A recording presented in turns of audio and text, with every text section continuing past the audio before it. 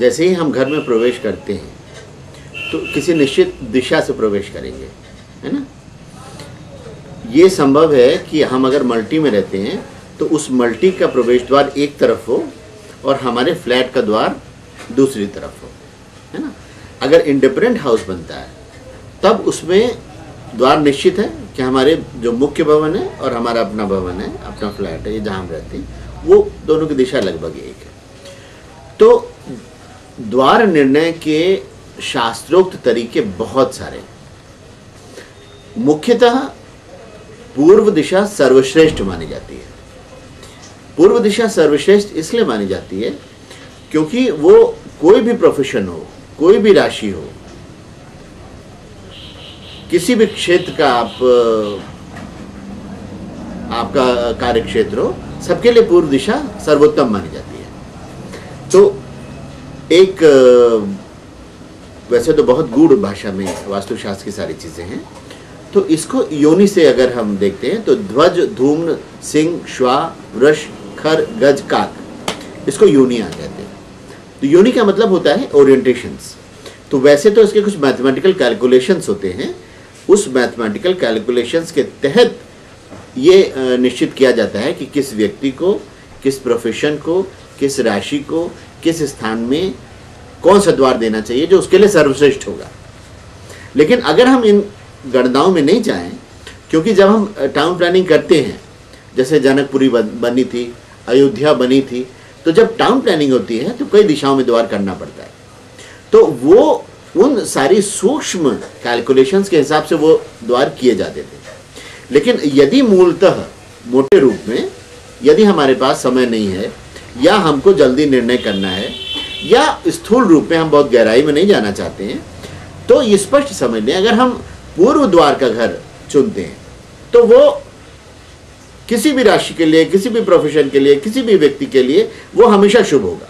अब अगर ऐसे जॉइंट फैमिली हमारी होती है तो आज बच्चे एक ही जनरेशन में, मान लीजिए एक बच्चा टेक्निकल लाइन में जाता है, एक मेडिकल लाइन में जाता है, एक आर्मी में जाता है, एक मैनेजमेंट में जाता है, एक एडमिनिस्ट्रेशन में जाता है, तो जब एक ही घर में बहुत सारे लोग अलग अलग फील्ड में जाते हैं।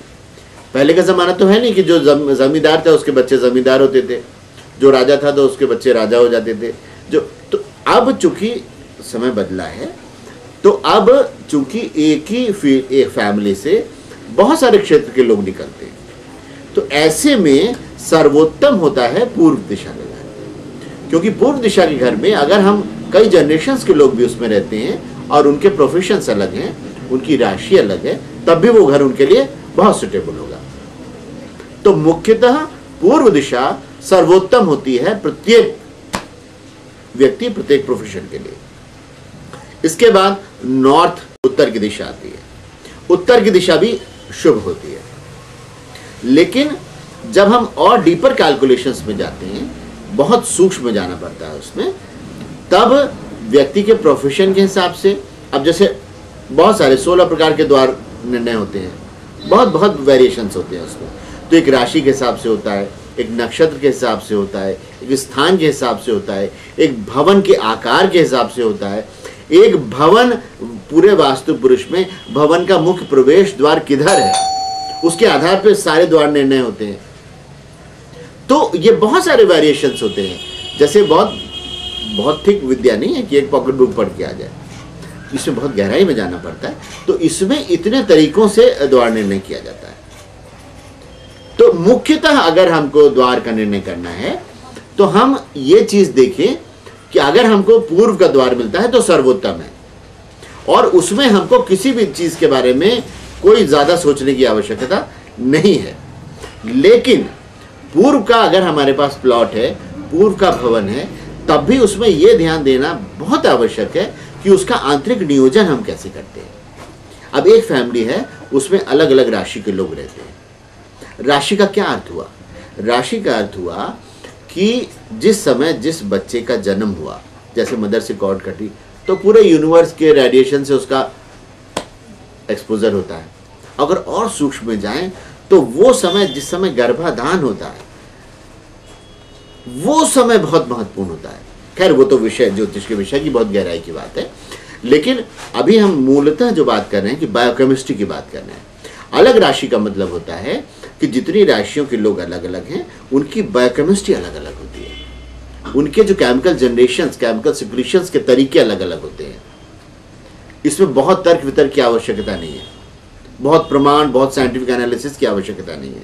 इसको बहुत सरल सरल ढंग से हम अपने घर में देख सकते हैं। जैसे एक घर में 5 लोग रहते हैं और आप देखिए वही फूड सारे लोग खाते हैं, वही दाल चावल रोटी सब्जी पापड़ चाट दही, लेकिन एक बच्चा मोटा होता है, एक बच्चा दुबला होता है, एक बहुत हाई टेम्पर्ड, बहुत शॉर्ट टेम्पर्ड होता है, एक बहुत कूल होता है। क्यों? क्योंकि intake protein carbohydrate mineral vitamin सबका, प्रोटीन इनटेक कार्बोहाइड्रेट इनटेक सबका एक ही है, लेकिन उनकी फिजियोलॉजी उसी फूड में से अलग अलग ढंग से एसिमुलेट करती है चीज़ें। एक बच्चे में प्रोटीन ज़्यादा एसिमुलेट हो जाता है, एक में कुछ, एक में कुछ। तो इसका मूल कारण क्या है? इसमें हम बहुत सारे तार्किक शास्त्री बहुत व्यर्थ डिबेट में उलझे रहते हैं। हमको प्रमाण चाहिए। प्रमाण हम प्रत्यक्षम किम प्रमाणम। कोई ज़रूरी नहीं हर चीज़ को हम लैब में और केमिस्ट्री से और ऑब्जेक्टिव एनालिसिस हर चीज़ करते हैं।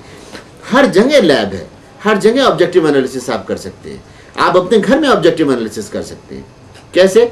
आप देख रहे हैं कि अगर हम फूड को केमिकल्स के रूप में लें, अगर हम फूड को केमिकल्स के रूप में लें और हम ये देखें कि 4 हमारे 5 ऑब्जेक्ट्स हैं घर में, माँ बाप हैं, 3 बच्चे बच्ची हैं, तो ये इनको हम ऑब्जेक्ट के रूप में ले लें, फूड को हम केमिकल इनटेक के रूप में ले लें। अब ये हमारे सामने स्पष्ट है कि वो सेम फूड खाते हैं लेकिन एसिमुलेशन अलग अलग होता है। तो इसका क्या अर्थ हुआ? जब विज्ञान है, विज्ञान में कोई चीज़ प्रमाणित होना चाहिए। तो ये अर्थ बहुत स्पष्ट है कि जब सेम फूड से एसिमुलेशन चीज़ों का अलग अलग ढंग से एसिमुलेट हो रही हैं, इसका मतलब उसकी फिजियोलॉजी का जो बेसिक केमिकल कॉन्स्टिट्यूशन है, बेसिक केमिकल स्ट्रक्चर है, वो उसी फूड में से अलग अलग चीज़ें एसिमुलेट करता है।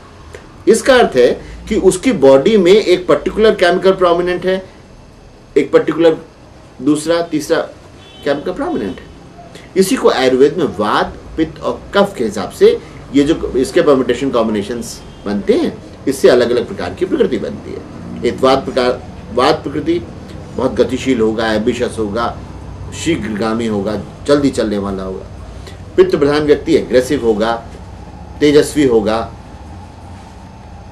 कफ कारक व्यक्ति स्थायित्व का होगा, स्टेबिलिटी का होगा। तो ये उनकी केमिकल की प्रॉपर्टीज है।